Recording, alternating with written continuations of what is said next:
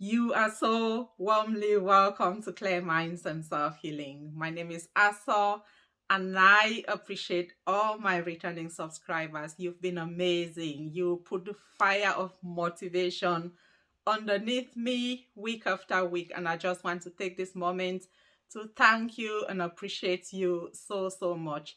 If you're new to this channel, please subscribe, turn on your notification button, and join us.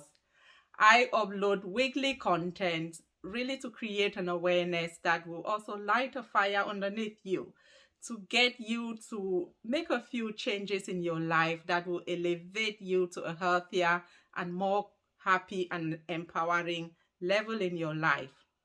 Now, and I firmly believe that we already know a lot of what we need to be doing. But sometimes we need that reminder, we need that motivation, and we need that clique of people like we are in this channel to talk about these things together, to joke about them, to be serious about them, and to take that action together. So join me here and let's look into today's topic. I want to talk about health, weight, and well-being. I think these are really linked together. If you're healthy, you're happy. If you're unhappy, you're moody, you're less active, you comfort it creates weight issues, and weight issues create health issues, self-esteem issues, and it's a vicious circle. So I've titled this Holistic Health, Weight, and Well-being because I want us to look at the full picture. Generally, when we hear about health, we think clinical, we think medical, hospitals, pain, aches, physical. And we ignore a few things that I really want to elevate to our consciousness today in this video. The very first of those things that we often ignore is our emotions. And because they are not visible or tangible, we don't seem to understand the real impact that they have on us. Now, I tend to see emotions like firefighters who turn up to a blazing fire. And they can either come with a fire blazing extinguisher or with an accelerant or fuel. And that's exactly how our emotions work. When something happens, they're either going to heighten that situation or calm it down to a manageable level. And that depends on who you are, how you react to those things, and generally what those issues mean to you in that instance. The most dominant emotions that we show are anger, happy, fear, or anxious. And the longer you sit in any one of those emotions, the longer the impact it has on you. So if you're a positive and happy person, whatever your experiences of trauma are, you're more likely to recover. You're more likely to really be healthy. And conversely, the person who sits longer in bitterness and anger is more likely to develop stress and anxiety and negatively impactful emotions, low mood, low appetite, and a circle of issues that impact on you even without you being aware of, just because of the emotions that you carry hour after hour and day after day. The other thing that has an impact on your health is your psychology, the mind, the thoughts, the mindset, the predictions, the expectations, and how it works, how open-minded you are, how negative you are, how vengeful you are. It all creates a circle that you live in. And the better you evaluate that and think more positive and be more open-minded and tolerant, the less impactful it will be on your health. The other thing that we really need to be mindful of is spirituality. Now, I would like to think that our well-being and our actions and our thoughts and our emotions will either land us into spiritual hell or spiritual heaven.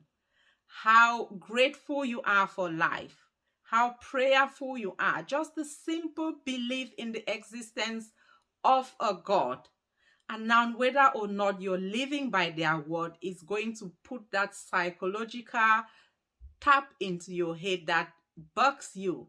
If you're truly religious, all your doings, all your guilt, and all the things that you know you should be doing better are going to silently eat on you. So you might as well be that better person as most as you can, if only to reduce that psychological impact of your spirituality.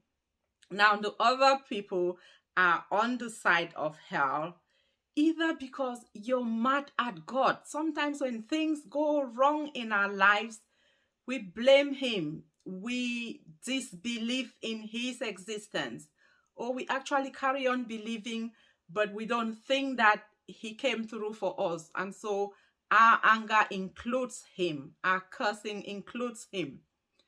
The other contrary is for those who don't believe at all and who therefore do not live by His word. Whoever He means to you. When people believe, the religion itself is healing. You're prayerful, your gratitude, your tolerance, the peace of mind that you seek, that alone gives you that ability to overcome, to heal, to believe, and to expect better things. And those overall emotions are more positively impactful on you than the hellish emotions on the other people. There are a few things that can really impact on our health, and our health can also impact on those things, thereby creating a knock on effect on us and on health. The first one is relationships. If you're in a positive and supportive and happy relationship, it will have that knock on effect on your health and your well being. Less stress, more happy thoughts, less anxiety, and overall health. At the same time, if you're in a stressful relationship, the stress will raise your blood pressure, the anxiety, and every other thing that is a consequence of anxiety and stress will be health implications on you. Now, a sick person will not be present in the relationship. They'll have low mood, and the health will impact on your relationship, and the stress on your relationship will impact on your health. So, the only thing that you really have control over is the positive relationship, because sometimes the health conditions cannot be helped. But if that relationship is positive, it will help you manage your health well. So it's really, really, really important for us to work hard to surround ourselves with those positive relationships. The other thing is mindset. Sometimes our actions and our behaviors and our thoughts and our beliefs impact on our health and our overall well being. How you feel about yourself physically, your weight, your looks. And if you're irritated about those things and those things are who you are, you wake up every day unhappy, dissatisfied, and that's a heavy emotion to carry daily. So it's worth figuring out how to live happily with your weight, with your scar, with whatever insecurity it is that you bear. Because failure of that is just adding other layers of health and impact on you as a consequence of that issue. Dieting and nutrition is really something that we need to be mindful of. And for a lot of us, in all our wisdom, we go wrong with that aspect. Most often, we inherit diet plans from friends who have been successful in getting healthy using those plans, in losing weight using those plans. But we often fail to think about our own metabolic individual systems. I personally struggle with gastritis, so something that can work for friends, diets, fasting, and all those other things I struggle with, because when my body needs food, I've got to eat. And I can't eat certain specific kinds of food because of those health issues. So we really need to be mindful of, sometimes you may well gain that perfect image or weight, but how much damage have you done to your own system, to other health conditions that have been triggered by that starvation, by that malnutrition, or the really inconsistent meal times. Food is important. The nutritions that you take, the hydration, being cautious of our water intake, of our fruits and vegetables, those are really, really important. But most importantly, when you're fasting, when you're inheriting those other things, be mindful that they suit you. Be mindful that your body can resist going that long without food. Because of some of us, it may well trigger crisis in that quest for weight or any other lifestyle choices. Now, the lack of sleep can also trigger other health related conditions, starting with just fatigue. When you're tired, you struggle with motivation, you struggle with other important aspects of your life. So, something as simple as sleep is really, really important, and your sleep patterns are also important. So it's not just sleeping, but sleeping at regular periods so that the body is not too confused around it. Movement and exercise cannot be emphasized enough. The impact on you is really, really enormous, positively or negatively, depending on whether you're doing it right. Extreme levels of exercise can be negatively impactful, and the lack of exercise and movement can be just as bad as excessive exercise. You can pick whatever works for you at home, out and about, or really in professional settings. Swimming, jogging, up and down your stairs, skipping, it doesn't matter. The right amount of movement helps with exercising your muscles, circulation, boosting your energy, confidence, and a whole lot of other things that we take for granted. Now, your hygiene can also trigger consequences of health, either physically with bacteria or just really impacting on your own sense of self and emotional well being. The same is true for self care. The time that you take to really nurture yourself, look after yourself, the quality of the meals, the sleep, and all the other things that we've mentioned, they fall under self care. And you find that it builds on those emotions that then become the emotional identity of you.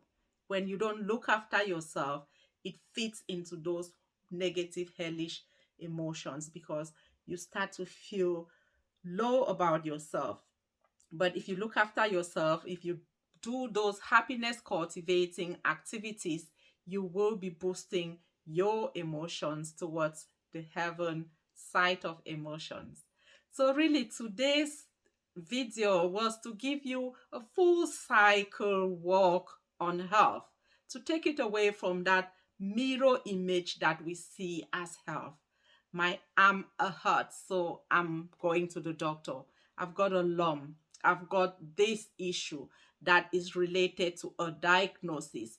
But we fail to understand that every other thing adds up to that big picture. How happy are you in yourself? Those emotions, that spirituality, those psychological issues, those people around you. Because laughter is infectious, but if they are not laughing, if they are themselves struggling, if they are bitter, if they are sad, you're going to soak those emotions like a sponge. Whether you're supporting them out of their own bitterness persistently or you're joining them in that misery will add up to your overall quality of health, your weight, your well-being. And life is so precious.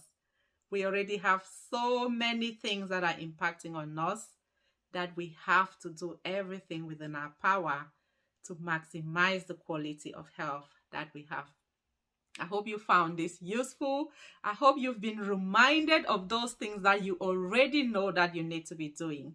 And I hope that tomorrow when you wake up, you will do something different from you did today. Please share this and motivate other people to join us in this healthier conscious awareness